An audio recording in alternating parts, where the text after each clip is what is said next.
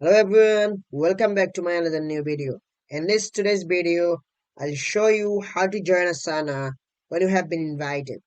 It's super easy, so let's get started. Guys, Asana is a fantastic tool for project management and collaboration. If you've been invited to join a team or project, I'll walk you through the steps to get you up and running in no time. Firstly, you need to check your email. So here is a mail that is sent by Shumid.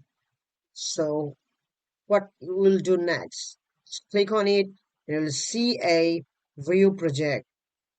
You will also see a join now button. Then just click on the join now as well as just click on the view project option.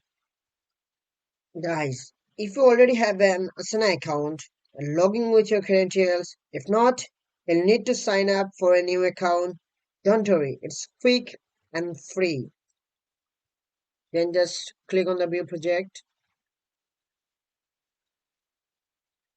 It will take some time. Take a few moments to familiarize yourself with the project or team. Check out any tasks assigned to you and start collaborating. You can also check the list. You can also check the overview, timeline. You can set your calendar, due time as well. Guys, if you don't receive the invitation email, check your spam folder or ask the sender to resend it. Also make sure you are checking the correct email address.